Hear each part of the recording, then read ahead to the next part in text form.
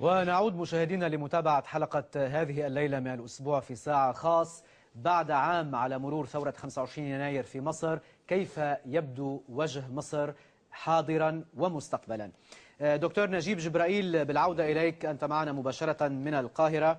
طبعا أنت تعبر عن قلق وعن هواجس لدى الأقباط ولدى المسيحيين في مصر، ولكن يبدو أنه ليس كل المسيحيين في مصر خائفون من صعود التيارات الإسلامية، وسأعطي أمثلة وشواهد على ما أقوله.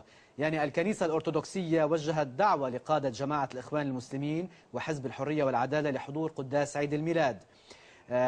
راعي كنيسة القديسين في الإسكندرية التي تعرضت للتفجير العام الماضي أعطى صوته في الانتخابات النيابية لمرشحي حزب الحرية والعدالة. عايز يخش الجنة. أكيد هيخش الجنة. شوف يا سيد الفاضل، هو ليس توجيه دعوة معناها أن الأمور قد صارت كما ينبغي وأن الحقوق قد كفرت حقوق الأقباط، ولكن الكنيسة تتعامل مع الواقع الموجود على أرض الواقع. حينما صعد الإسلاميون وحزب العدالة والحرية بأغلبية في البرلمان وأيضا الحزب النور السلفي وباقي الأحزاب، كان طبيعي أن تتعامل الكنيسة مع معطيات الواقع العملي وتوجه هذه الدعوة. لكن الكنيسة حينما وجهت هذه الدعوة لا تتعامل من منطلق سياسي وإنما من منطلق روحي. وأيضا حتى أن حزب النور قاطع احتفالات عيد الميلاد ولم يأتي أحد ممثلا عن هذا الحزب. نعم، ولكن حزب الحرية والعدالة، حزب الحرية والعدالة الإخوان المسلمين لم يقاطع. طبعا نشكر حزب الحرية والعدالة أن جه الدكتور محمد مرسي والدكتور الكتاتني وهنأ قداسة البابا بالعيد. نعم، كانت لفتة كريمة ولفتة يعني طيبة، نأمل أن تتلوها يعني خطوات أخرى. ولكن أنا سأعود معك إلى ما ورد على لسان الأب فوزي راعي، الأب مقار فوزي الذي هو راعي كنيسة القديسين في الإسكندرية والذي صوت لحزب الحرية والعدالة. يقول أنه تأييده لمرشحي الإخوان يأتي لأنهم عقلاء ومعتدلين. وأيضا هناك موقف البابا شنودة الثالث الذي بحث بكيفية مد جسور حوار مع التيارات الدينية الإسلامية بعد نجاحها الواسع في الانتخابات. فماذا تقول عن ذلك؟ يعني مقابل كل هذه الهواجس والانتقادات التي حضرتك ذكرتها في بداية الحوار، نرى ما قاله الأب مقار فوزي، ونرى أيضا تصرف البابا شنودة الثالث. بس دول رجال دين يعني. بالنسبة للأب مقار في كنيسة القديسين صوت حزب العدالة لأن القسم كان حزب النور، فكان شيئا طبيعيا أن يصوت لحزب العدالة. مش عاوز أقول أخف ضررا، ولكن الأوفر حظا، ويمكن يعني ما يمكن أن يطمح في أن يؤدي يعني خدمات أو يعني معطيات للمواطنة للأقباط. يعني هو اختار فيما يتعلق بالتصويت. هو مقابل حزب النور اختار الأقل تطرفا، يعني بالزبط. حسب رأيكم يعني. بالضبط. نعم. مش عايز أقول متطرف عشان ما يزعلوش مننا يعني، لكن أنا عايز أقول بالنسبة لقداسة البابا شنودة الثالث أنا لم أسمع ولم يعلن أنه قال نبدأ جسور مباحثات أو حوار مع الإخوان أو مع حزب العدالة. يقال أن البابا شنودة الثالث قبل يوم واحد من قداس عيد الميلاد بحث مع رئيس الطائفة الإنجيلية في مصر كيفية مد الجسور وبدء حوار مع التيارات الدينية الإسلامية. لا، أنا كنت قريب من قداسة البابا ولم يتم التصريح بهذا الأمر، وإنما كان كل ما فعله قداسة البابا أن وجه الدعوة إلى كافة التيارات ومنها حزب الحرية والعدالة ومنها حزب النور السلفي وباقي التيارات من منطلق أن يعني لابد أن يتم التعامل مع الواقع. وكانت هذه الدعوة كما قلت من منطلق روحي ومنطلق يعني دكتور نجيب، دعني أنقل لك موقف أيضا ورد على لسان الأنبا بسنتي أسقف حلوان والمعصرة. يقول أو يدعو من سماهم مفتعلي الأزمات بالكف عن تخويف الأقباط الذين يجب ألا يشعروا بالخوف من صعود الإسلاميين. هل هناك من يقوم بتخويفكم من صعود التيارات الإسلامية؟ هل هناك من يقوم باللعب على الوتر الطائفي في مصر لإحداث فتنة؟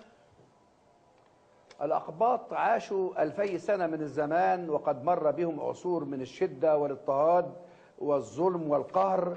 لا أعتقد أنه يوجد أو لن يوجد ما يخيف الأقباط، ولكن الأقباط حينما يتكلمون أو يتناولون هذا الموضوع يتناولون من منطلق الحصول على مواطنة كاملة غير منقوصة، لكن لا أعتقد أن الخوف بمعنى أنهم يستشعرون رعبا وفزعا من صعود التيارات الإسلامية، ولكن المقصود بالخوف أو هو عدم الطمأنينة من الحصول على حقوقهم. ولكن الخوف لا يعني كما قلت أنهم يعني سوف يتركون البلاد، وإنما يعني هو كل ما يطمحون إليه أنهم مواطنون. نعم، ولكن يقال أن هجرة المسيحيين ازدادت خلال هذا العام، وسجل خلال أقل من سنة هجرة 100,000 مواطن قبطي من مصر. بالضبط. هل هذه المعلومات دقيقة وصحيحة؟ إلى حد ما هذه المعلومات دقيقة. لماذا؟ عملنا إحصائية كمنظمة حقوقية. دي أرقام حقيقية يا دكتور نجيب؟ نعم، عملنا منظمة، عملنا إحصاء. دي أرقام. أنا خالد يوسف، أنا بسألك دي أرقام حقيقية في 100,000 قبطي يساوي مصر؟ غير صحيح طبعا يا أستاذ خالد، إحنا من واقع ممثلي المنظمة في مونتريال وفي تورونتو وفي أمستردام وفي لوس أنجلوس وفي أوروبا وفي سيدني وفي ملبورن، يعني الآلاف من شهر مارس حتى 30/9 أو 30/10 هاجروا البلاد فعلا، وللأسف الشديد لم يكن بحثا عن عمل أو يعني استرزاق، ولكن أنا يعني هناك الكثير من قطاع الصيادلة يسابوا البلد، وأيضا من الأطباء ومن بعض رجال الأعمال أيضا. يعني هو تخوف من طب اسمح لي يا دكتور نجيب والنبي بعد إذنك، يعني اسمحني يعني أقول لك الإخوة الأقباط اللي سابوا مصر أنا بلوم عليهم جدا، وانا مش مشجعهم، انا ضد هذا، ولن اغفر لهم. يعني انا على مستواي الشخصي كده لن اغفر لهم هذه الخطيئه، لانها خطيئه ان تترك وطنك. وانا بقول ان خوف الاقباط، انا في رايي ان خوف الاقباط ليس في محله من صعود هذه الطيارات، لان لو جت طيارات من كوالالمبور حكمت مصر في النهايه هتحكم مين؟ الشعب المصري. الشعب المصري له ثوابت منذ فجر التاريخ حتى هذه اللحظه. عمر ما كان الشعب المصري عنده اهتراء في النسيج الاجتماعي، ما كانش النسيج الاجتماعي المصري قوي جدا ومتين جدا.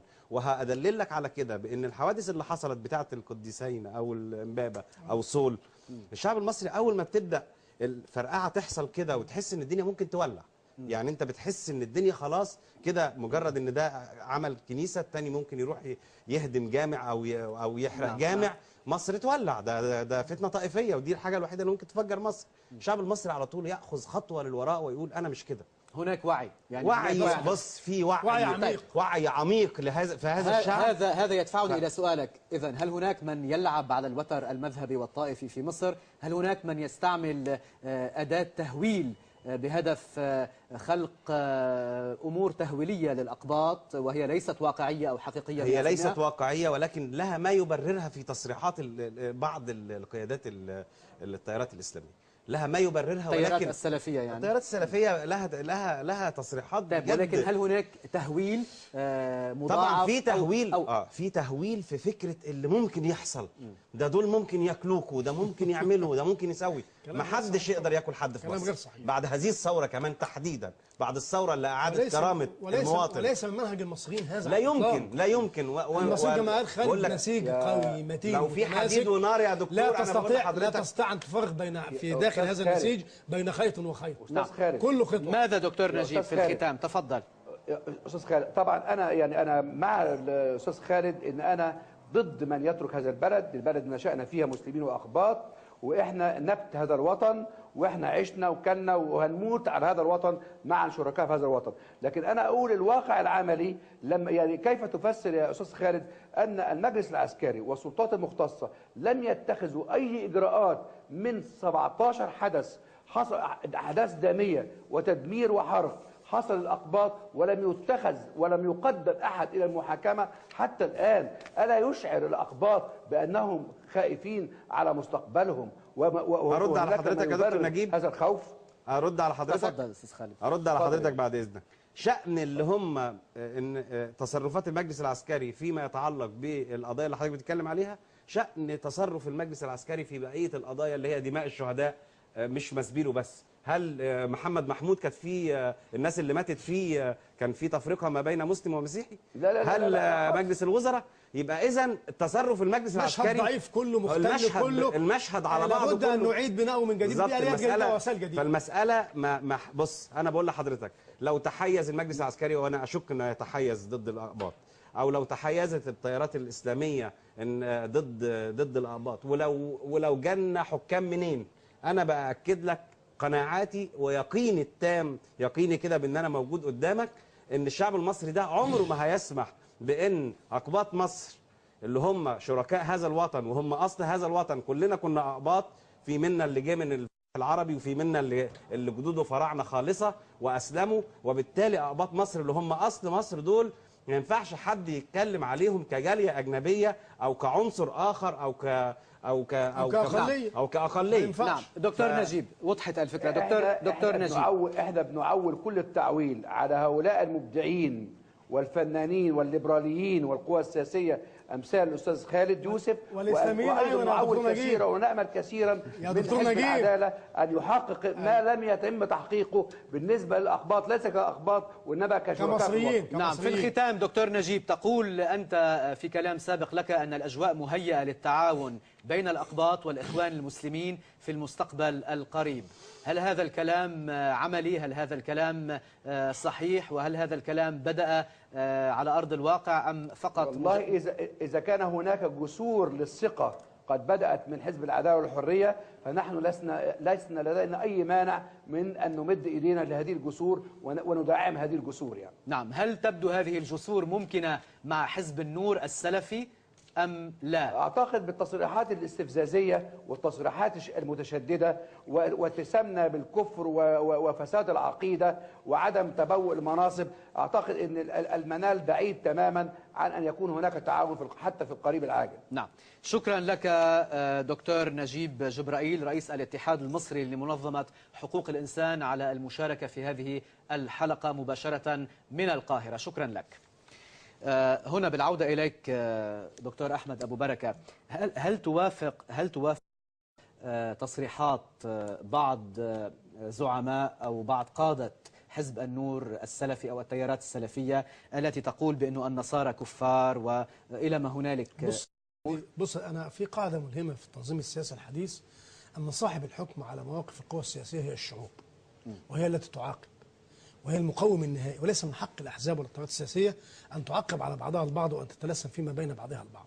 خذ من المواقف ما شئت وقل ما شئت، وفي النهاية هناك شعب يحاسب الكل ويقوم الكل. ايوه، بس انتوا اللي بتدافعوا عن الثوابت، انتوا بتتكلموا دايما عن الثوابت. لا اما شأن بقى يمس الثوابت دي. انا بتكلم في ايه؟ انا بتكلم في المواقف السياسيه.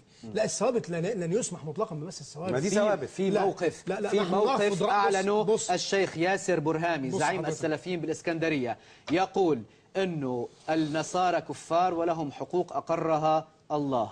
بص يا سيدي، نحن نتحدث عن حريه الاعتقاد، وبالتالي مسألة كفار أو كفار ليست من شأننا، ونرفض كل تسمية لهذا فيما يتعلق في المجال السياسي أو مجال الحقوق والواجبات أو مجال المواطنة أو مجال التعاطي مع الشأن العام. أنت تتحدث عن حرية اعتقاد، وبالتالي تكفل الحق لصاحب الحق، وليس من حقي أن أصدر أحكام خيالية. وصلت الفكرة، شكرا لك. اللي يصدر أحكام خيالية المحاكم مش أنا. نعم، سأتوقف مع فاصل إعلاني ثم أعود لمتابعة هذه الحلقة، وينضم إلينا أيضا المتحدث الإعلامي لحركة 6 أبريل طارق الخولي مباشرة من القاهرة.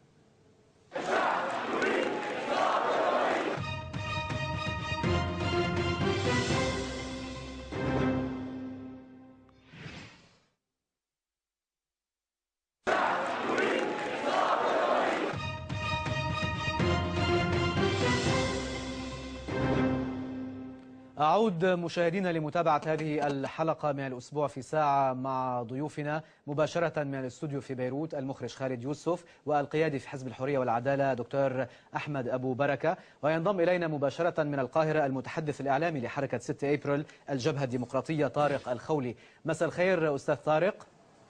مساء النور. بداية يعني هناك شغلة فاجأتني، أنه حتى حركة 6 أبريل أصبحت حركتين، يعني لم تعد حركة واحدة. لماذا بعد عام على مرور الثورة أصبحت حركة 6 أبريل حركتين؟ بدل ما يكون في أكثر توحدا صوب الأهداف التي أنشئت من أجل هذه الثورة؟ يبدو أنكم تتفرقون، لماذا؟ يعني إذا بدا الأمر أننا نتفرق هذا غير صحيح. إذا كان هناك اختلاف في طريقة إدارة الأمور داخل أي كيان أو حركة وانقسم أو حتى تفرق في أي وقت من الأوقات، فهذا لا يعني تفرق في مطالب الثورة. مطالب الثورة من كل القوى الثورية هي متوحدة واحدة وظاهرة ومتواجدة من اليوم الأول للثورة.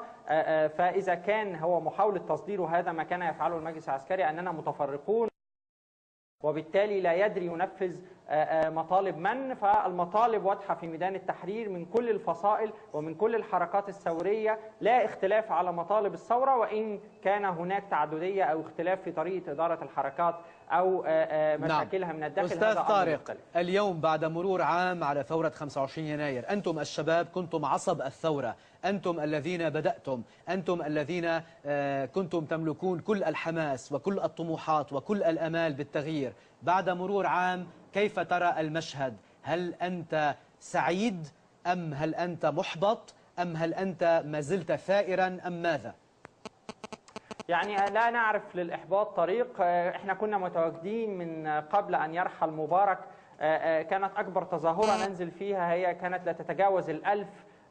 فأحيانا كنا ننزل في تظاهرات بالعشرات في وسط المدينة نطالب بإسقاط النظام، وكان الجميع يلعب دور المتفرج على هؤلاء الشباب الذين يطالبون بإسقاط عظيم مثل مبارك. ولكن فبالتالي هذا الإحباط لا يعرف لنا طريق. نحن دائما متفائلون بالمستقبل، دائما نعمل. في الحقيقة أنني كنت أواجه منذ أيام استدعاء من القضاء بتهمة تحريض المتظاهرين في أحداث القصر العيني. زميلي أحمد دومة هو الآن خلف القضبان كما كان في عهد مبارك. يعني الثوار التي خرجت في 25 من يناير والتي كانت تعمل من قبل الثورة الآن تتعرض إلى عملية تنكيل وتشويه ممنهج بشكل كبير. نعم. ولكن هذا لن يثنينا عن أي شيء سوى طيب، هل هذا يعني أن شيئا لم يتغير؟ يعني للأسف، يعني طبعا هناك بعض الأشياء التي تغيرت لكن لم يتغير شيء بشكل كبير. فالمجلس العسكري ما زال يستخدم نفس أدوات مبارك التي كان يستخدمها مبارك لمحاولة القضاء على ميدان التحرير. هي المسألة أن هناك الآن صراع بين عدد من الشرعيات الثورية التي كانت في ميدان التحرير والتي أتت بالمجلس العسكري وأتت بالبرلمان الحالي، وشرعية البرلمان التي يحاول المجلس العسكري الآن تصديره كشرعية بديلة لميدان التحرير، وشرعية المجلس العسكري التي أتت عن طريق الجيش والشعب إيد واحدة في 28 يناير. فهناك صراع بين تلك الشرعيات، ولكن أعتقد أن ميدان التحرير لا يمكن أن تسقط شرعيته، وستبقى الشرعية الثورية تجبر المجلس العسكري على تنفيذ مطالب الثورة، وستجبر البرلمان على تبني مطالب الثورة والسير على خطاه. نعم. لأن ميدان التحرير يعني ما زال ينبض بأبنائه. نعم. وما زال أبناء الأبرار قائمين عليه. نعم. هناك من طرح معادلة أن الوضع في مصر هناك شرعيتين، هناك شرعية ميدان التحرير وهناك شرعية البرلمان أو المجلس المنتخب. هل توافق أن هناك شرعيتين؟ يعني على سبيل الترميز لنقل، يعني هذا تشبيه ترميزي أو هذه معادلة رمزية كتبها البعض. نعم. لا، يعني البرلمان هو أول مؤسسة مدنية أتت في الدولة بناء على ثورة يناير، وبالتالي هي نتاج للشرعية الثورية. وأعتقد أنها لا يمكن أن شرعية الصندوق لا يمكن أن تلغي الشرعية الثورية، وستستمر الشرعية الثورية لتوجه البرلمان في المرحلة المقبلة. والعكس هو الصحيح في رأيي. الشرعية الثورية هي من أتت بشرعية البرلمان، ولولا هذه الثورة لما أتى هذا البرلمان. وبالتالي الشرعية الثورية لو أرادت الآن أن تسحب الشرعية من البرلمان تسحبها بالجماهير كلها. لو الشرعية الثورية الجامعة، مش بقول لك إن مليون بني آدم يتجمعوا في ميدان التحرير فيسحبوا الشرعية، ولكن لو تجمعت إرادات الأمة مرة أخرى وسحبت الشرعية من البرلمان تسحبها، لأن هي في الأصل البرلمان كان ناتج من الشرعية الثورية اللي قام من أجلها. نعم. طارق، بالعودة إليك، هل أنت كأحد أعضاء حركة 6 أبريل، هل أنت راض تماما عن نتائج الانتخابات البرلمانية؟ هل أنت راض تماما عن الأغلبية التي حازت على أغلبية المقاعد في البرلمان أم ماذا؟ يعني الحقيقة أن هذا البرلمان الحالي لم يستوعب القوى الثورية بأي شكل من الأشكال. وجدنا في 19 نوفمبر من يتجاوز المليون مصري في ميدان التحرير، وكانت الانتخابات تجرى في مراحلها الثانية أو الأولى، على ما يعني الأولى كانت المرحلة الأولى. فالحقيقة أن الأمور يعني بالنسبة لي أن شرعية الميدان فقط السؤال. أنا أقول لك، هل أنت راضي عن نتائج الانتخابات وعن فوز نعم. الأغلبية التي فازت؟ نعم، يعني الحقيقة أن دي إرادة الناس، وهذا البرلمان رغم المخالفات التي استخدمت فيه والحشد الديني والمخالفات الجسيمة من عدم الالتزام بالصمت الانتخابي وغيره، إلا أن هذا البرلمان هو أفضل برلمان شهدته مصر منذ 60 عاما، أتى بإرادة الشعب المصري ولا يمكن أن نعيب في شيء. هذه إرادة الشعب المصري نحن راضون بها، وعليها نحن نطالب هذا البرلمان بتنفيذ مطالب الثورة، لكن لا نستطيع أن نخالف إرادة الشعب ونقول أننا غير راضين. هل تتأملون أنه سينفذ مطالبكم هذا البرلمان؟ يعني الحقيقة أن الإخوان المسلمين الذين أول ناس تركونا في ميدان التحرير كنا نسألهم، وأنا شخصيا لي أصدقاء كثير في الإخوان المسلمين في كل أوساط وتدرجات الإخوان، كنا نسألهم لماذا تركتونا في ميدان التحرير؟ قالوا أنهم تركونا من أجل بناء مؤسسة البرلمان وأن يحصلوا على الأغلبية وأن ينفذوا مطالب الثورة، لأن المجلس العسكري لن ينفذ مطالب الثورة. لذا نحن في انتظار وعد الإخوان المسلمين الذين تركونا في ميدان التحرير أن ينفذوا مطالب الثورة من خلال البرلمان المنتخب. نعم، شكرا لك طارق الخولي المتحدث الإعلامي لحركة 6 أبريل على المشاركة في هذه الحلقة. هناك العديد من المطالب لإلكم كحزب حرية وعدالة الجناح السياسي للإخوان المسلمين، هناك طلبات كثيرة، هناك انتظار من قبل الجميع لما ستقومون به، لما ستحققونه خلال الفترة المقبلة. وهناك مجموعة أسئلة طرحها الأستاذ خالد يوسف في الجزء الأول من الحوار، أريد إجابات سريعة عليها قبل أن أتوقف مع فاصل إعلاني، ثم أنتقل إلى الدكتور أحمد خليل عضو مجلس الشعب عن حزب النور السلفي. تحدث عن نظرتكم، أو سأل خالد يوسف عن نظرتكم إلى الاقتصاد. واضح أي واضح. أنا مدون الأسئلة. نعم، إلى العلاقة مع أمريكا، اتفاقية كامب ديفيد التي أوحيتم، رجال أعمال، دور الدولة، فرص العمل. بداية لنبدأ بموضوع الاقتصاد بشكل سريع. أنا أبدأ بما قال به أخونا طارق. هو أولا كل ما قال به مطالب مشروعة ومطالب عادلة، وهي على أولويات حزب الحرية والعدالة، وهو مطالب أن يحققها بالفعل، وأن يبدأ تحقيق هنا غدا. نعم. غدا سيبدأ تحقيق أهداف الثورة قبل هذا التاريخ، وقلنا ده من 11/2 اللي فات لن يحقق أهداف الثورة إلا سلطات منتخبة من الشعوب. طيب، الشأن الاقتصادي في مسألة مهمة جدا، ما فيش حاجة في المجتمع اسمها شرعيتين.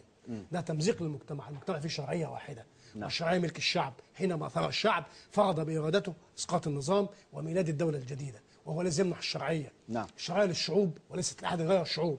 واضح. حكم القانون واضح، ولكن الشعب ده مهم جدا. الوقت يضيق. بالنسبة للموضوع الاقتصادي، ما هي نظرة حزب الحرية والعدالة بالنسبة للاقتصاد الحر، بالنسبة للاقتصاد الليبرالي؟ حزب الحرية والعدالة بيرى وجه الاقتصاد غير ما يراه الاقتصاد الحر بشكله التقليدي أو بشكله الفج أو بشكله المتوحش الذي يضار بفساد أو يضار باحتكار. كيف يراه إذن؟ كيف يراه؟ يراه أولا باحترام الملكية بكل أشكالها، باحترام علاقات الإنتاج باعتبار السوق قاعدة تخصيص أساسي للموارد المتاحة للمجتمع. يرى أنه هناك دور للدولة واجب لكي يرشد الفشل السوقي، كما أن هناك دور للسوق لكي يرشد الفشل الحكومي في إدارة المرافق العامة وإدارة المال العام. مسألة التزام الدولة بالتعليم مش التعليم المجاني وبس، التعليم الحقيقي، التعليم الذي يحقق نهضة، التعليم الذي المجاني الحقيقي الذي يحقق نهضة وينتقل بالمجتمع خطوة للأمام. ده مسؤوليتنا وده رسالتنا وده همنا الأول. يعني أنا بدي صفة. لحظة. بتكلم عن الصحة وده أمر في غاية الأهمية. هل هينص عليه في الدستور على دور الدولة في التعليم والعلاج؟ بالطبع. ما شفناش حاجه في مشروعات الدساتير بتاعتكم تتحدث عن اي شيء من ده خالص. عندنا دور محدد للدوله. ما هو عملوا مشروع دساتير طبعا. عندنا دور محدد للدوله، لا نعود لدوله التخطيط المركزي مطلقا، ولكن هناك حدود دنيا من العيش الكريم، من الكرامه الانسانيه لا تكفل الا بالمسكن الملائم والمأكل الملائم وفرصه العمل المناسبه. هل سيتضمن الدستور آفاق الامل؟ هل سيتضمن الدستور كل ذلك بالنسبه للصحه، بالنسبه للتعليم، بالنسبه للموضوع وليس فرصه العمل، فرص العمل، المسكن؟ بالضبط. وليس الدستور فقط، منظومه التشريعات التي تترجم المبادئ الدستوريه. ما اعظم ان تنص في التشريع المبادئ، لكن ما هي الاليات التي تنفذ هذه المبادئ؟ لابد من بنيه تشريعيه تترجم هذا، يعني لابد من سياسات على مستوى صناعه السياسه العامه وبرامج هيعملوا ضرائب تصاعديه. نعم، عندنا مشروع كامل. أنا مشروع كامل لهذا. يعني ما ينفعش بريطانيا راس مالها في العالم حق الشهداء، قصاص الشهداء. بس ده اول اولويه عندنا في مشروعات القوانين، موضوع الشهداء والاسر الشهداء وحقوق الشهداء. لا انا ما يهمنيش تديهم العداله. انا بتكلم على القصاص. القصاص يكون من خلال القضاء. الشهداء هتقدموا له المحاكمه؟ بالضبط، هيتقدموا له المحاكمه من خلال اجهزه القضاء ومن خلال الفصل بين السلطات. النوايا جيده وكبيره. اتكلم بس عن ضريبه السعوديه مهمه جدا. بريطانيا راسماليه يصل حد الضريبه المفروضه على الارباح التي تتجاوز مليون جنيه استرليني 80% من حجم هذا. لنصل الى الموضوع. احنا ده مساله مدروسه عندنا. دكتور احمد، لو سمحت لنصل الى الموضوع الاكثر اهميه، العلاقه مع الامريكان، العلاقات المصريه الامريكيه واتفاقيه كامب ديفيد. هناك غزل امريكي للاخوان، يعني السفيره الامريكيه تزور المرشد العام لجماعه الاخوان المسلمين، تقول أن الولايات المتحدة تتطلع إلى التعاون مع من اختاره الشعب المصري من برلمان وحكومة ديمقراطية.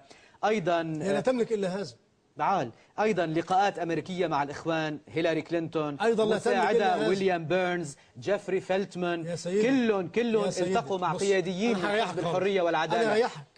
هل هناك أيضا صفقة مع الأمريكيين؟ لا، كان الراعي الرسمي. بص يا سيدي، هم الراعيين الرسميين، الاساتذه الامريكان الراعيين الرسميين للحكايه على بعضها. ليه؟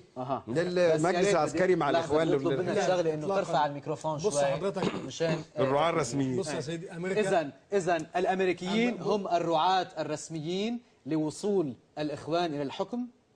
طبعا لهذا الاتفاق اللي حصل. يعني تفضل، ما هو ردك على ذلك؟ هذا كلام لا استطيع ان ارد عليه الا بما يعني ايه بتصرف طبيعي زي الضحكه دي، لان الامريكان طول تاريخهم لا يعادون شيء سوى الاسلاميين ولن يكينوا بالمكان. ليه بيعادوا المملكه العربيه السعوديه ولا بيعادوا؟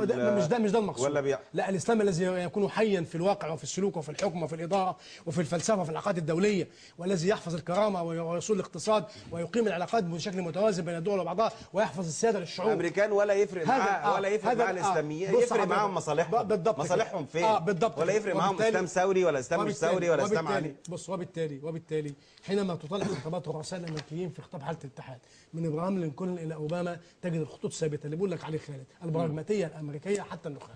وبالتالي نحن نقول اهلا بمبادره المصالح بالمصالح، لكن لا نبادل مبدأ بمصلحه على الاطلاق. وبالتالي نحن نعلم ان امريكا مصالح في المنطقه ولنا مصالح ايضا.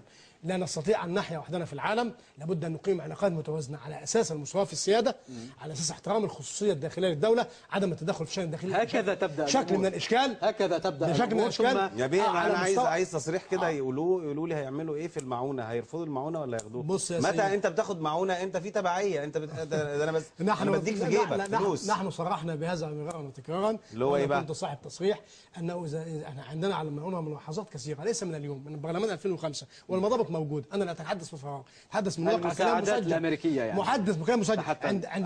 عندنا مئات الانتقادات للمعونات التي تاتي للاقتصاد المصري في الفتره الماضيه من امريكا ومن غيرها، وانها تستخدم استخدام غير اقتصادي، ولا تحقق قيمه مضافه للاقتصاد المصري، ولا تعظم الاستفاده من المواطن المصري من اهدافها.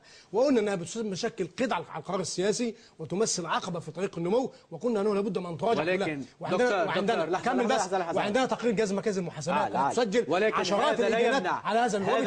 هذا لا يمنع أن هناك الكثير من المحللين السياسيين، هناك الكثير من الآراء التي تقول أن هناك غزل متبادل بين الأمريكيين وبين الإخوان، وهناك نظرة أمريكية لكي يكون. ما معنى الغزل المتبادل؟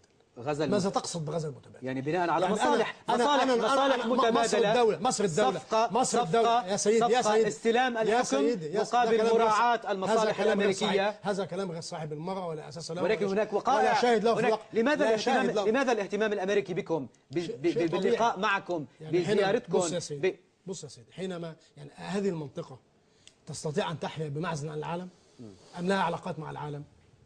هذه المنطقة في التبادل التجاري بالاتحاد الاوروبي والولايات المتحده الامريكيه اكبر حجم في التبادل التجاري، يعني التبادل التجاري بين مصر وبين الولايات المتحده الامريكيه اكبر من حجم التبادل بين مصر وكل العرب. نعم. حجم التبادل التجاري بين مصر واوروبا اكبر من حجم التبادل بين العرب كلها بالكامل.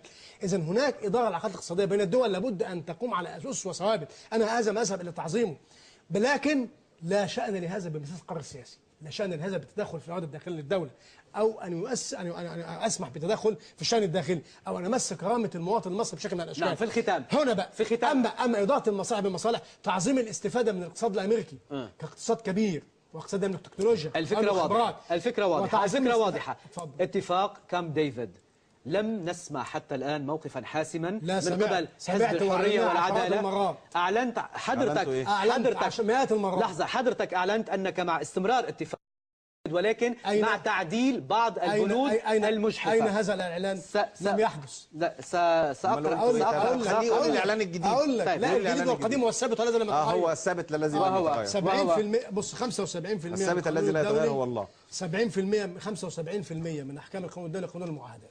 نعم. وقانون المعاهدات ليس قواعد الاتفاق الداخلي، بيقوم على مبدئين اساسيين: مبدا المساواه في السياده، وقدره المعاهدات على الحفاظ على حقوق اطرافها. نعم. ومدى التزام الاطراف باحكام المعاهدات. وبالتالي قلنا بشكل صريح وواضح ان اتفاقيه كامب ديفيد ليست جنسا وحدها بين كل الاتفاقات الدوليه، هي اتفاقيه زي شان عشرات الاتفاقيات محكومه بقانون المعاهدات، من حقنا ان نراجعها كل 5 سنوات، والاتفاقيه تحمل نصا بهذا، تحمل نص بنصوصها تبيح المراجعه كل 5 سنوات، لم يراجعها النظام المصري مره واحده. هتقطع الغاز عن اسرائيل أكمل يعني؟ يا سيدي، أكمل بس ما تقفزفش بين القضايا. ما هذا يعني أنك مع استمرار ولكن مع تعديل بنودها. ماذا كنت عم بقول لك؟ أكمل. هراجع ليه؟ عشان أواكب مسألتين: مدى قدرة الاتفاقية على تحقيق المصالح المصرية، نمرة واحد. نمرة 2، أنا بتكلم عن دولة وعن شعب وعن مستقبل، مش بتكلم في الفراغ. مدى قدرة هذه الاتفاقية على تحقيق مصالح الشعب، نمرة 1، المصالح المصرية بالتأكيد. مدى التزام الطرف الآخر بما يرتبه الاتفاق عليه من التزامات. وهنا لابد أن يكون لي موقف في إطار هذه المشروعيات الدولية من خلال أحكام القانون الدولي التي تبيح لي حين لا يلتزم الطرف الآخر ببنود المعاهدة أن أنفض يدي منها بالكلية، حينما لا تحقق المعاهدة مصالح مصر بالأساس وفي المقدمة، وتكون قادرة على تحقيق هذه المصالح في المستقبل بشكل مضطرد، فالأنفض يدي منها بشكل كامل، ويبيح لي ذلك قاعدة القانون الدولي. أنا لا أتحدث فراغ. أنا لم أصل معك إلى جواب حاسم، ولكن بالعودة إلى حديثك اللي نقلت لك إياه، هو ورد في اليوم السابع بتاريخ 14 كانون الثاني. أتلو علي ما هو رغبة تقول بحديث لك أنه هناك رغبة لدى حزب الحرية والعدالة في الإبقاء على معاهدة كامب ديفيد، ولكن مع تعديل بعض بنودها الظالمة بحق مصر. لا، أنا قلت هذا ليس دقيقا. ليس دقيقا، وقلت كلام واضح ودقيق، وهو أن الاتفاقية تتيح مراجعة ذات الاتفاقية كل 5 سنوات، وأن المراجعة تتم على محورين: الاحترام السيادة المصرية، مدى انضباط الأطراف بالالتزامات المترتبة في ذمتها، مدى قدرة الاتفاقية على تحقيق وتعظيم المصالح المصرية. طيب، إذا ما لم تحقق هذه الأركان الثلاثة فستنفض يدنا منها بشكل. أنتم مع مراجعة هذه الاتفاقية، مع الانضباط بأحكام القانون الدولي الحاكمة لكل الاتفاقات الدولية، ومن هذه الاتفاقية ما بدها هالقد القصص لف ودوران ومراجعة. هل أنتم مع استمرار اتفاقية كامب ديفيد أم لا؟ نحن مع الثوابت القانونية. هي الأمور بسيطة جدا والجواب بسيط جدا. قلت وسأقول أن هذه الاتفاقية شأنها شأن كل الاتفاقيات محكومة بقواعد المعاهدات في القانون الدولي، ولا تتيح لي مراجعتها لمراقبة مدى التزام الطرف الآخر بها، ومدى الحفاظ على السيادة المصرية، ومدى تحقيق وتعظيم المصالح. هل معاهدة مع عدو هي تصبح شأن كل الاتفاقيات الدولية؟ شأنها شأن أي اتفاقية دولية تتعلق بمعاهدات الصلح، أو معاهدات تعديل الأقاليم، أو معاهدات بناء علاقات مع أمال لما كنت في المعارضة كنت بتطالبوا بإسقاطها ليه؟ لكن لما كنت ولا زلنا نطالب، ولكن هناك قواعد.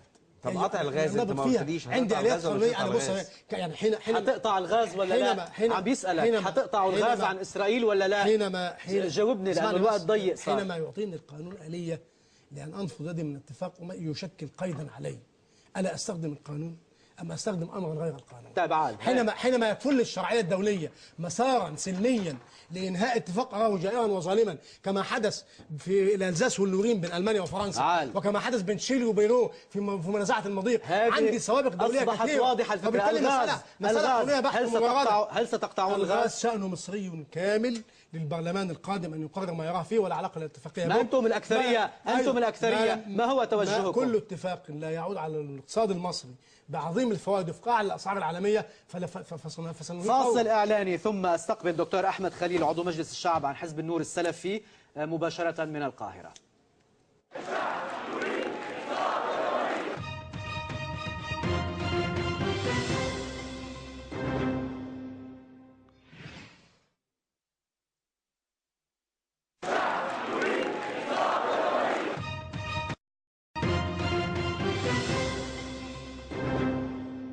وأعود مشاهدينا لمتابعة هذه الحلقة وأنتقل مباشرة إلى القاهرة مع دكتور أحمد خليل عضو مجلس الشعب المصري عن حزب النور السلفي. مساء الخير دكتور أحمد خليل. أهلا وسهلا، ربنا يبارك فيك أستاذ جورج. طبعا أنتم فزتم بنسبة 24% من أعضاء مجلس الشعب المصري. هل كنتم تتوقعون هذه النتيجة التي رأى البعض فيها مفاجأة؟ أنا برحب بالأستاذ أحمد أبو بركة وبرحب بالأستاذ خالد يوسف، وبشكرك برضو جورج، وبشكر برنامجكم على استضافتنا وعلى الحرص الشديد على الواقع المصري، إن أنتوا تدونا الوقت ده كله نعبر عن نفسنا ونعبر عن هذا الشعب من خلال الحوارات الراقية اللي بتحدث في هذا البرنامج. يا أهلا. بالنسبة للسؤال اللي حضرتك سألته، لا، الإجابة المحددة أننا لم نكن نتوقع فعلا هذه النسبة، ولكن كنا نتوقع أن الشعب المصري هيفهمنا وهيكون الرؤية مختلفة عما كان من قبل. لذا ما حدث من نتيجة لا لم نكن نتوقعها، ولكن الأداء وإن احنا لا نخذل من قبل الشعب المصري بفضل الله كنا نتوقع. نعم دكتور خليل، يعني فوزكم بنسبة 24% إضافة إلى فوز الإخوان المسلمين بنسبة 47% أثار بعض الهواجس أو المخاوف عند شرائح من المجتمع المصري. وهناك سؤال: هل ستكون مصر محض سلفية مع ما يعني ذلك من تفاصيل في الحياة اليومية والاجتماعية والاقتصادية والثقافية وإلى ما هنالك؟ فما هو تعليقك على ذلك؟ الناس حقها تقلق فعلا يا جورج، لأن الناس ما كانت بتسمع عننا ولم تسمع منا أبدا. ففعلا الشعب المصري معذور، ولكن ليس أغلبه. إن الناس كان أمن الدولة وكان النظام السابق حريص جدا على إقصائنا، حريص جدا على إظهارنا بصورة مشوهة. كان يخرج من يتحدث باسمنا بيتكلم عننا مش بيسمع مننا. فإحنا كمان بنقول إن الانتخابات دي كانت عبارة عن حفلة تعارف كبيرة جدا للشعب المصري، شاف فيها مصريين زيه وليهم طموح سياسي وليهم رؤية في إصلاح هذا البلد. ولكن القلق ده في بداية الأمر، طبعا الناس دائما تخاف من كل شيء جديد، ما بالك إذا كان الجديد ده كان في ناس بتتعمد الإساءة إليه وإظهاره بصورة سيئة. من يتعمد الإساءة إليكم؟ يعني هل أنتم تتعرضون لحملة تشويه؟ من يتعمد الإساءة وتشويه صورتكم؟ أنت إيه رأيك يا جورج؟ أنا لست على اطلاع كامل بمجريات الحياة اليومية المصرية، وأنا دوري أن أسألك: هل فعلا تتعرضون لحملة تشويه، ومن من؟ احنا بمنتهى البساطة من الأول ما ظهرت كثير. طبعا الإعلام هو المسمى العريض، ولكن لو هنفصل هنجد أشياء كثيرة جدا. مثال بسيط جدا: حملة قطع الأذن في بداية بعد الثورة مباشرة، تهتيم الأضرحة، رغم إقرار النيابة بأن احنا ليس لنا أي علاقة بموضوع قطع الأذن ده. نعم. موضوع هدم الأضرحة اللي خد أمر كبير جدا، كثير من الأخطاء لكن بيتم تسليط الضوء عليها. نعم. من قبل من يتعمد القيام بذلك؟ هل هناك جهة معينة تقف وراء ذلك؟ من هي؟ بص يا جورج، الموضوع بسيط جدا. أي إنسان بيظهر بيواجه سلطتين: سلطة القديم وسلطة القائم. فأكيد طبعا إن القديم والقائم، وابحث عن المصلحة تعرف من أين ظهر العوج. فإحنا بنقول إن إحنا اتهمنا في أشياء كثيرة جدا بالوقاعة. أنا ممكن أذكر لحضرتك من 5 ل10 وقائع اخرها الاتهامات اللي وجهت للمتحدث الرسمي للحزب الاستاذ نادر بكار من قبل ناس كتير جدا، وهذه الاشياء عنت مثلا صفحه الامر بالمعروف والنهي عن المنكر اللي نسبت لحزب النور، واحنا اكتشفنا ان الحزب لما بدأ يتهم بهذا الامر دخلنا على الصفحه، تخيل يا جورج وجدنا 6 لايك على الصفحه. يعني الخبر ظهر في الجورنال وفي 6 لايك على الصفحه، يعني تتفسر ايه يعني هناك العديد من التصريحات التي تنسب الى قاده في حزب النور او الى اعضاء في حزب النور لها علاقه بمنع ارتداء المايوهات، لها علاقه بموضوع المدخنين وحتى الشركه الشرقيه للدخان، ايضا القضاء على التماثيل الفرعونيه العاريه، تنقيب النساء، ايضا الموقف من السياحه ومن الفن والموسيقى والسينما. كل هذه الأمور هل هي دقيقة أم لا؟ في بعض التصريحات فعلا ظهرت من كثير من قيادات التيار السلفي، ولكن خليني بس يا جورج نتفق على المنهجية اللي بتؤخذ بها هذه التصريحات. ولكن طبعا أنا مش متفق مع كل اللي اتقال، ولكن البعض في نقاط بسيطة صغيرة. دي رقم 1. رقم 2 إن احنا قاعدة بتقول أنه عندما ينتهي العنف تبدأ السياسة والحوار، وعندما ينتهي الحوار والسياسة يبدأ العنف. احنا ليه شاركنا في الحياة السياسية؟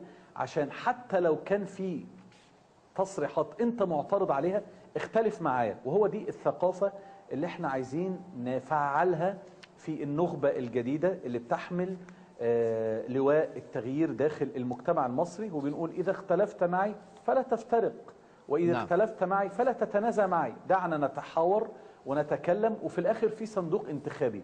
الأمر واضح جدا، أنت لم يعجبك أي قرار بيقوله حزب النور، ولا أريد أن أدخل في تفاصيل الدخان والميوهات ومثل هذه الأشياء، ولكن هذه تفاصيل اجتماعية تعني شرائح كبيرة من المجتمع، ما له علاقة بالدخان، بالميوهات، بالتماثيل الفرعونية، بتنقيب النساء. هل كل ما نقل عنكم صحيح بالنسبة لهذه الأمور؟ لا بص يا جورج، أنا لن أجيبك جواب عمومي، اسألني على حاجة وجاوبك، ولكن التماثيل الفرعونية العارية هل طالبتم بإزالتها أو بالقضاء عليها؟ لا لم نطالب بذلك. نعم. هل طالبتم بضرورة تنقيب النساء؟ صعب جدا يطلع مننا الكلام ده، ما نتبناه غير ما نفرضه على الناس أبدا. واحنا بنقول ان احنا عملنا حزب سياسي ليه؟ الحزب ده بنتكلم في انشاء دولة، مستحيل حزب سياسي يا جورج يجر لمثل هذه التفاصيل. يا جورج احنا عندنا مشاكل كتير جدا، يعني انا اضرب لحضرتك مثال هيريحنا كتير جدا وهيريح المشاهد اللي بيتفرج علينا، عشان نحترمه ونحترم الحوار اللي بيدور. انا وسائل الاعلام امر قلت لها مستحيل اجيب عنه هذه الاجابة، وفي 40% من الشعب المصري بيشرب مياه ملوثة. فالخطاب الدعوي متاح للجميع، وهو أمر متاح للكل في ضوابط الشرع وضوابط عرف المجتمع. ولكن لما بنقول حزب سياسي معنى كده نتحدث عن برامج، نتحدث عن رؤية اقتصادية، نتحدث عن رؤية سياسية، نتحدث عن رؤية صناعية. فنحن لا نريد أن نجر لمثل هذه التفاصيل التي تعنينا أو لا تعنينا. نعم. دعني أسألك دكتور أحمد خليل عن النظرة إلى الأقباط تحديدا. يعني نقل تصريحات للشيخ ياسر برهامي في الإسكندرية، وهو زعيم السلفيين بالإسكندرية، وحضرتك نائب عن الإسكندرية أليس كذلك؟ نعم جورج. نقل عنه تصريحات تقول بأن النصارى كفار، ويجب عدم السير بجنائزهم، ويجب عدم حضور حفلات عقد قرانهم. هذا الأمر يعني أثار هواجس وقلق عند فئات كثيرة بالمجتمع المصري. ما هي حقيقة هذا الأمر؟ طيب بص جورج، خلينا اديني فرصتي اتكلم عن الموضوع ده، لان فرصه طيبه ان انا اعرض الموضوع ده بصوره كامله. نعم. اول حاجه ان احنا بنتكلم عن دائره حقائق ودائره حقوق. نعم. حقوق الاقباط في مصر لا احد يساوم عليها ولا يزايد عليها من قبلنا بالذات. ليه؟ لان احنا لو كان عندنا فرصة أو إن كان في 18 يوم لم يكن هناك أمن دولة اللي كان بيستخدمنا فزاعة دائما ضد الأقباط. نعم. بل بالعكس إحنا كنا بنشارك في حماية الكنائس. كنا بنشارك في حماية الكنائس. وأنا أتذكر لما كان القس اللي كان موجود في الكنيسة بيخرج لنا بالطعام في الليل زي الايام اللي احنا مقبلين عليها دي كمان كام يوم، خصوصا يوم سبت 29 ويوم الحد. لذا فحقوق الأقباط محفوظة ومكفولة. نعم. للأسف هناك الآن نوع من أنواع الإرهاب ومحاكم التفتيش الداخلية. بندكت لما أتى بابا الفاتيكان لما أتى إلى مصر، نعم. البابا شنودة لم يذهب لزيارته، فقالوا لماذا لم تذهب لزيارته؟ قالوا هناك خلاف عقدي. نعم. فالتفتيش عن البواطن وعما أعتقده أنا وعما تعتقده أنت هذا لا يفيد في شيء، ولكن متى أسأل عندما أفرط في حقوق شركائنا في الوطن من الأقباط. خليني أقول لك حاجة جورج. نعم. الناس بتطالبنا مع التعامل مع الأقباط نعم. في التعايش السلمي. يعني إيه التعايش السلمي؟ يعني صباح الخير يا جاري، أنت حالك وأنا في حالي بالمصري. نعم نعم. لا أنا أقول لك يا جورج نحن نرفض ذلك، ولكن نصمم على ما أمرنا الله به. قال تعالى أن تبروهم وتقسطوا إليهم. يعني إيه يا جورج؟ يعني أنا أروح أزور لو عيان بل وأرقيه. نعم. أهديه هدية، أعزيه. نعم. أعود إذا مرض، أساعده، أبني معه الوطن. فدائرة الحقوق الكبيرة جدا هذه واضحة. بص يا جورج، نعم. أؤكد لك، وهذه بإذن الله لا نتنازل عنها، أننا نزلنا إلى الواقع غير حريصين على إرضاء أي أحد إلا واحد، وهو الرب جل وعلا. هذه واحدة. الثانية، لن تسمعوا منا إلا الوضوح والصدق، بأننا لن نقول أبدا بإذن الله إلا الصدق، ونتمنى أن نكمل في ذلك. نعم. ولن نتنازل عن شيء. لذا نحن نعد الشعب المصري بتقديم قماشة جديدة من النواب أننا نمارس السياسة ولا نتنازل عن ثوابتنا. لذا جورج أنا بطمن كل شريك معنا في الوطن قبطي، أقول لك إحنا بقالنا 30 سنة لم تروا منا حادثة عنف واحدة. نعم. على كل وضحت الصورة. أنا أشكرك دكتور أحمد خليل عضو مجلس الشعب عن حزب النور السلفي. شكرا على إطلالتك هذه الليلة ومشاركتك ضمن هذه الحلقة، على أمل أن يكون لنا لقاءات مقبلة معك في مناسبات أخرى. شكرا لك. أتشرف. ألف شكر. إذن أتابع هذه الحلقة مشاهدينا أيضا مع ضيفينا في الاستوديو المخرج خالد يوسف والدكتور أحمد أبو بركة. ولكن قبل أن أعود لأختم الحوار معهما سأتوقف مع روبورتاج أعدته الزميلة منى عشماوي من القاهرة، يلقي الضوء على الواقع الفني في مصر بظل الثورة، ويتضمن كلمات لعدد من الفنانين والمثقفين والكتاب حول هواجس أو قلق عندهم من حرية الإبداع وحرية الفن التعبير في المراحل المقبلة. منذ ظهور النتائج الأولى التي أوضحت اكتساح التيارات الإسلامية للانتخابات البرلمانية، بدأ المبدعون والمثقفون والفنانون في مصر بتنظيم عدد من الاعتصامات والتظاهرات التي يرفضون معها أي حكر على أفكارهم وأي تعد على إبداعاتهم في مصر ما بعد الثورة.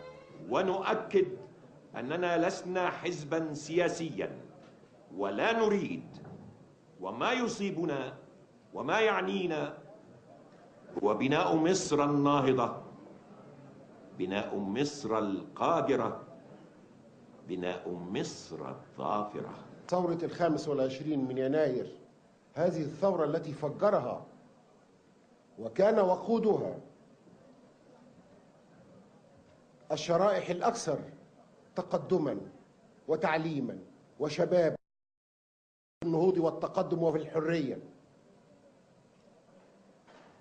يبدو في هذه اللحظة الراهنة أن ثمارها سقطت في يد بعض ثمارها، على الأقل سقطت في يد الشرائح الأكثر ظلامية، الأكثر رغبة في الانتكاس والعودة إلى الوراء، والرغبة في جر هذا الوطن وهذا المجتمع واختطافه إلى مجاهل الزمن وإلى جاهلية جديدة.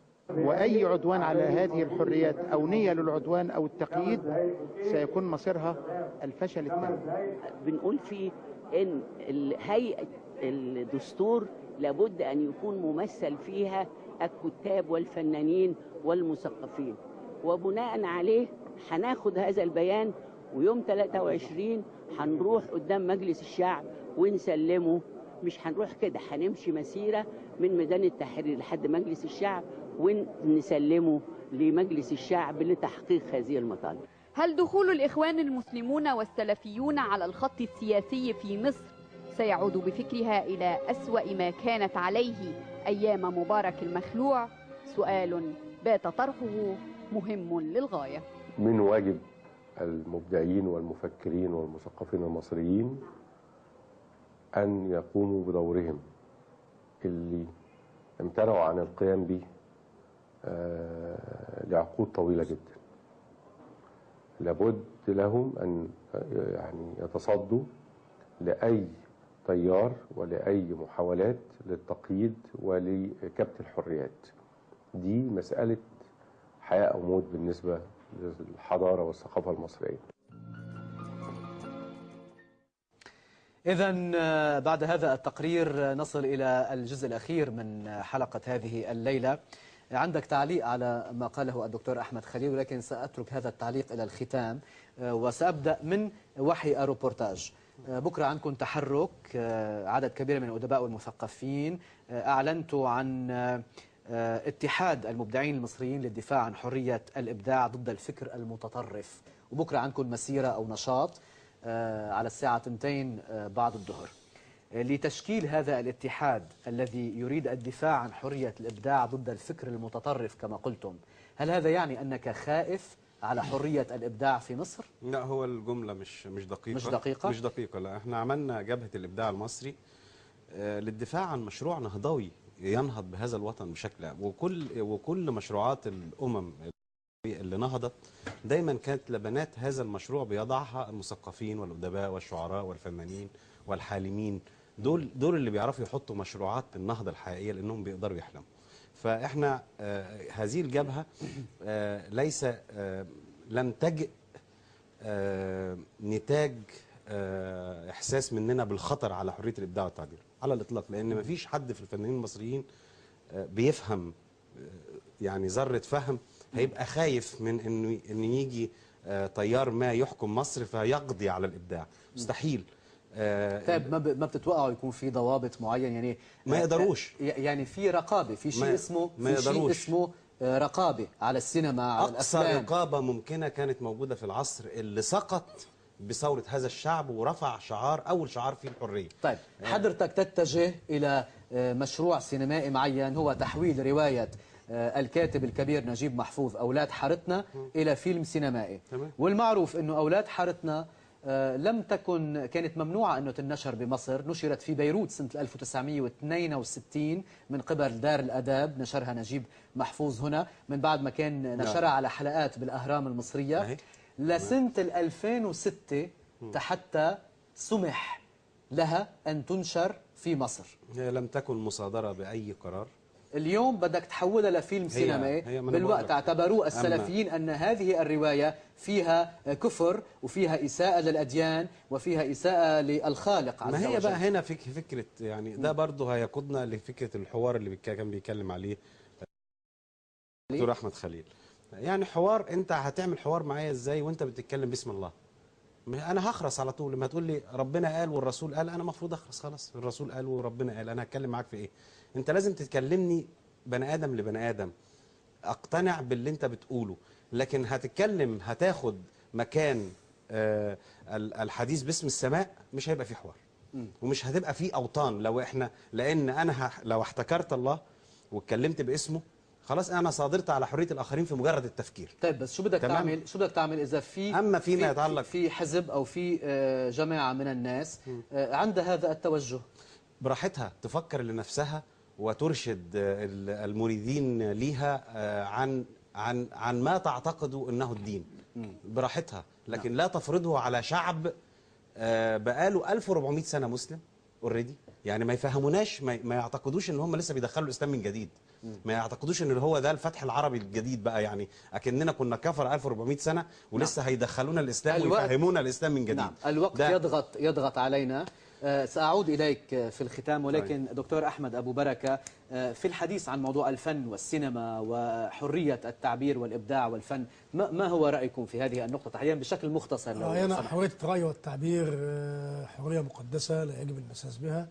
عندنا مشروع النهضة لابد وأن يكون أحد أعمده الأساسية الفن بكل أشكاله وبكل أدواته، السينما والموسيقى والغناء والمسرح، السينما والمسرح والإنتاج الدرامي والكتابة والترجمة والنشر إلى آخره وكل أشكال الإبداع.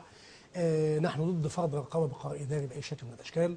النظام العام وقيم المجتمع الذي يحافظ عليها هيئاته التي يحددها الدستور والقانون القضاء وليس أي جهة القضاء زي كل المجتمعات في الدنيا. نحن نسعى لبناء دولة حديثة متقدمة متطورة. نحن نحمل مشروع نهضة ضخم. نعم. السينما المصرية نعم. لها خصوصية انها تمتلك طاقات بشريه هائله اهدرت في الزمن الماضي، لم تستغل الاستغلال الجيد الكفؤ. السينما المصريه كانت بوابه مصر لكي تشكل الوجدان العربي كله وان يحفر لمصر مكانه في قلوب العرب، ولا بد ان تعود من جديد. نعم. هل بتشجعوا على مشروع اولاد حارتنا؟ انا اشجعه دائما على كل انتاج جاد، على كل انتاج ينهض للامام، يعمق قيم الخير والحق والجمال، ينتقل بالمجتمع من حاله لا نرضى عنها لحاله ماموله. نعم. دي رساله. انا عم بسالك عن اولاد حارتنا. عن اولاد حارتنا يا سيدي. ما تختصرش الموضوع في اولاد حارتنا يا جورج، يعني القضيه مش اولاد حارتنا، لانه هذا مشروع عم تشتغل عليه وعم بيتعرض لانتقادات. مش يتعرض براحته للانتقادات، ما هو ده طبيعي انه يتعرض. 40 سنه بنشوف فيلم بنشوفه كل يوم وكنا نراه اليوم. عشرات الافلام عندنا، افلام زي كوستوم كلها، فيلم الارض، القاهره 30، الزوجه 13، غيره كافلام. يعني سينما كتير. في الحقيقه انا هي فوضى الوقت ميسره. وكف القمر هلا حاليا حاجات يعني بتقدم قيمه بالفعل بتنقل المجتمع. وليست تعريه كما يقال للمجتمع وليس كشف للسواد. في الحقيقه انا وقتي انتهى. هي رساله نقديه للواقع الموجود لكي ينتبه السياسي، ينتبه المفكر، شكرا لك. ينتبه بالمعلم، ينتبه التلميذ الذي في الختام استاذ خالد، كان عندك شيء بدك تقوله ولكن بنصف دقيقه لو سمحت. نصف دقيقه هعلق بس على كلمه شيئا لم يتغير. أنا بقول هو صحيح أن على أرض الواقع شيئا لم يتغير، لكن أنا رأيي تغير الكثير. الشعب المصري كسر حاجز الخوف ولن يستطيع أي قوة، انتزع حق التظاهر السلمي بالضبط، لن تستطيع أي قوة في العالم بعد هذه الثورة أن تقهره أو تستبد به. وبالتالي أنا عندي أكبر إنجاز، عندي يعني تفاؤل جم بالمستقبل. مهما حكم ومهما وصل لسدة الحكم أي تيار ما، أنا لا أخشى، لأن الشعب المصري أصبح حر كريم لا يستطيع أن يقهره. شكرا لك المخرج المتميز خالد يوسف. شكرا لك دكتور أحمد أبو بركة القيادي في حزب الحرية والعدالة. شكرا على تلبيتكم دعوتنا وقدومكم إلى بيروت للمشاركة خصيصا في هذه الحلقة. أيضا بدي أشكر عضو مجلس الشعب دكتور أحمد خليل عن حزب النور السلفي، أيضا دكتور نجيب جبرائيل وطارق الخولي من حركة 6 أبريل. أيضا شكرا للزميلة منى عشماوي في القاهرة مراسلتنا التي أيضا أعدت لنا تقارير في هذه الحلقة. إلى اللقاء الأحد المقبل.